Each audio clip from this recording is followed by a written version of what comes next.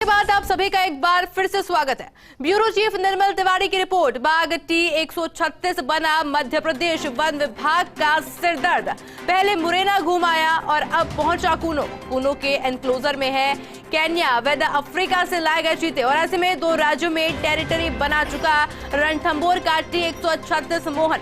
राजस्थान के रणथंभौर, धौलपुर से MP के मुरैना तक टेरिटरी बनाई और अब बाघ T136 मोहन के मूवमेंट से कूनो में हड़कंप मचा हुआ है। पिछले वर्ष 20 अक्टूबर को पहली बार धौलपुर से मुरैना पहुंचा था मोहन। फिर 4 नवंबर को मुरैना से वापस धौलपुर लौटा था मोहन। वहीं 4 नवंबर को वन विभाग रेंज के बाबू महाराज की खो में हुआ था कैमरे में ट्रैप। फिर 16 नवंबर को फिर मुरैना पहुंचा बाघ मोहन। अब धौलपुर के वन विहार से मुरैना के बीच की दूरी करीब 27 किलोमीटर है, जबकि धौलपुर से कूनो नेशनल पार्क की दूरी है करीब 103 किलोमीटर।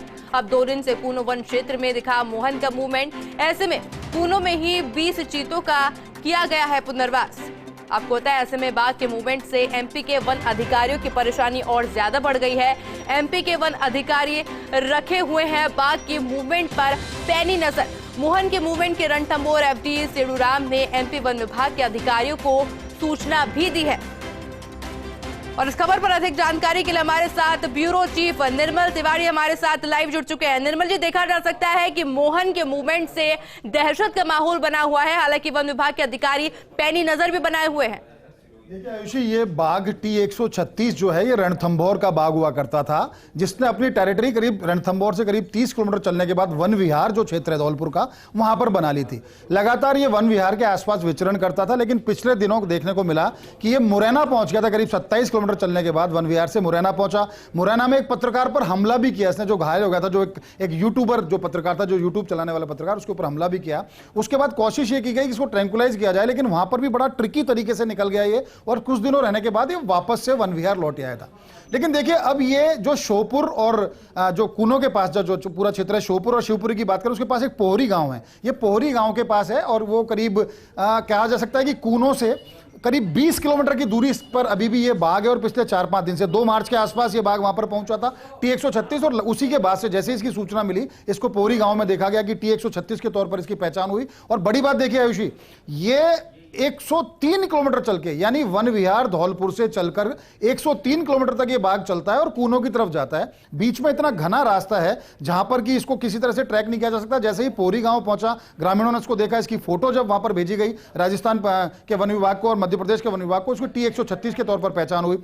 दिक्कत की बात यह है कि ये करीब 20 किलोमीटर के आसपास कूनो से इसकी दूरी है। कूनो में वहीं पर चीतों का पुनर्वास किया गया है। सबसे पहले 8 चीते जो केन्या से लाए गए थे, उनको तो अब बड़े बाड़े में शिफ्ट किया जा चुका है, लेकिन 12 चीते दक्षिण अफ्रीका से लाए गए वो अभी भी छोटे बाड़े में हैं। अगर ये बाघ उस तरफ बढ़ता है, जैसे कि इसके पगमार्क उस तरफ दिखाई दिए हैं, जैसे कि मॉनिटरिंग टीम को लगातार सूचना मिल रही है कि एक बाघ को उस तरफ जाते देखा गया है। हालांकि अभी तक इसकी कैमरा ट्रैप में किसी तरह की फोटो नहीं आई है, लेकिन चिंताजनक बात यह है कि ये 20 किलोमीटर की दूरी पे है, जो उसको मात्र 1-1.5 घंटे में उस दूरी को कवर कर सकता है। जो 103 किलोमीटर चल के जा सकता है, तो उसके लिए 20 किलोमीटर कोई बड़ी बात नहीं है। तो निश्चित तौर पर जो मध्य प्रदेश के वन विभाग के अधिकारी, उनकी पेशानी पे बल इस बात के लिए ही पड़े हुए हैं कि अगर ये बाघ गलती से कूनो की तरफ पहुंच गया तो चीतों को नुकसान कर सकता है। और देखिए, इससे पहले भी एक जो बघेरा था, उसने बहुत ज्यादा दिक्कत करी थी कूनो के आसपास, उसका मूवमेंट देखा गया था। अब बाघ का मूवमेंट उस तरफ, तो निश्चित तौर पर इसकी राजस्थान जो वन विभाग के जो अधिकारी हैं, हमारी जिस तरह से रणथंभौर के जो फील्ड डायरेक्टर हैं सेडूराम यादव, उनसे भी बात हुई। उन्होंने कहा कि लगातार इसका मूवमेंट बना हुआ है। वन विभाग जो मध्य प्रदेश के वन विभाग के जो अधिकारी हैं, उनके साथ उनकी लगातार चर्चा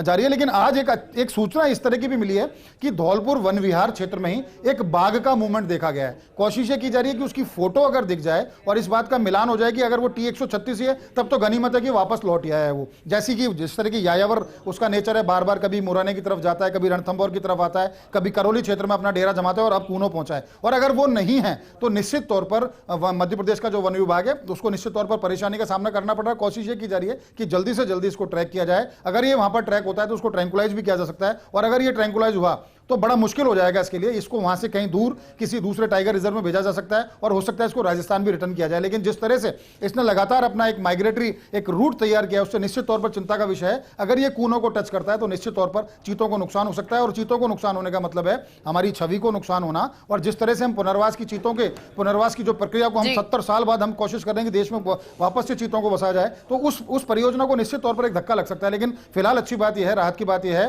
कि अभी इसके 20 किलोमीटर के आसपास इसकी दूरी है, और वन विहार में जिसको आज देखा गया है, अगर वो 136 ही है तब तो गनीमत है कि वापस लौट चुका, और नहीं है तो निश्चित तौर पर दोनों प्रदेशों के वन विभाग को इसकी मॉनिटरिंग, सजग मॉनिटरिंग करनी होगी ताकि चीतों को किसी तरह का नुकसान ना हो। आयुषी जी निर्मल जी, आपका बहुत बहुत शुक्रिया हमारे साथ जुड़ने के लिए और तमाम जानकारी हमारे साथ साझा करने के लिए।